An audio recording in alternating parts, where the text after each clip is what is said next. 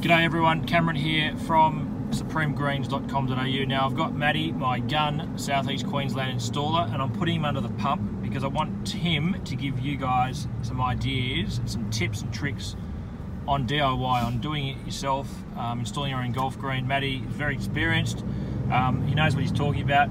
He's probably under the pump and feeling a bit of pressure here, but I'm going to put him on the spot. Matty, what are three really key areas that someone who's thinking about doing their own backyard golf green needs to think about and plan for?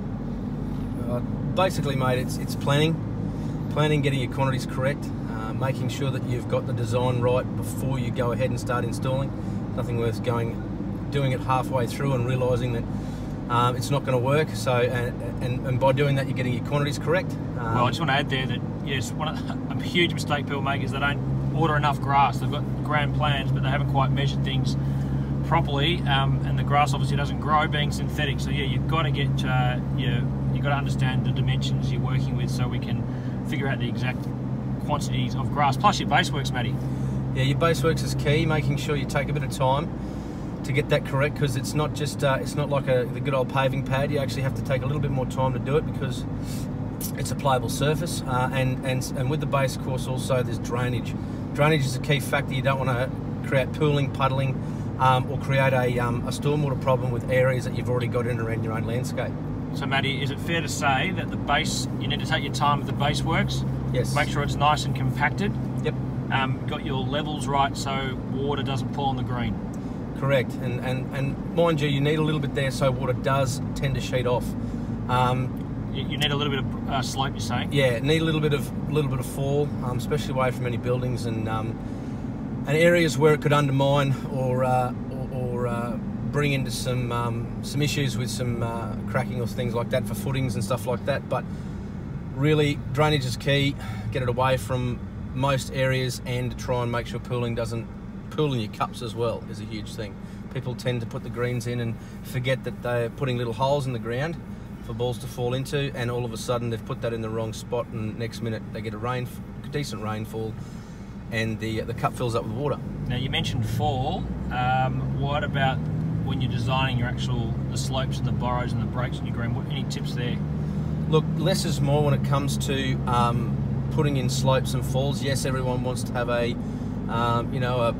championship slope, or they can mirror and imitate a selected green that they want over the golf courses of the world. That's all certainly possible, but you've just got to remember you don't want to put a ball at the top of your tee or your chipping area and all of a sudden it starts rolling down. There's a few cases where people have not mapped it out, either use a laser level or run a string line or something like that they needed to find out what they need to get the right levels first. Once they've done that, if you use less is more as a rule of thumb, you need at least 1%, no more than 2% fall. You'll usually go quite well. And then to really, if you want to put a championship slope in there, you really need to tier your green then. It's a lot easier to do, and it's it's more realistic, and you'll get a better product with tiering the green rather than having too much slope to sort of shape down into where a putting surface is going to be. So you're better off to tier a green then rather than to have too much angle. So in summary, big guy, plan your design up front so you can work out the amount of grass you need and the base materials. Yep. Take your time, number two, with your base works. Base works are key. Yep.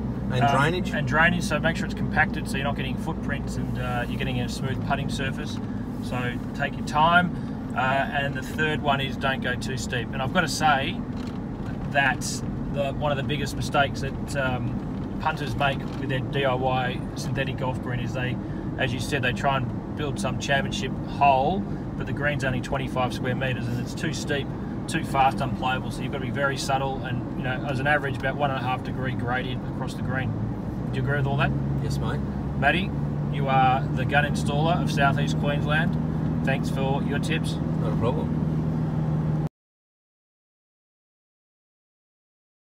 As with the previous video I did for Cameron with tips and tricks and some tips for doing your own DIY, certainly if you're having any issues or queries, or you feel as though you want us to come and install it for you, by all means we can. Just get onto supremegreens.com.au, get onto Cameron, find out do the planning, get a professional golfer to do your planning and mapping out, and get us to come and install it, and all you got to do is sit back and enjoy at the end of the process.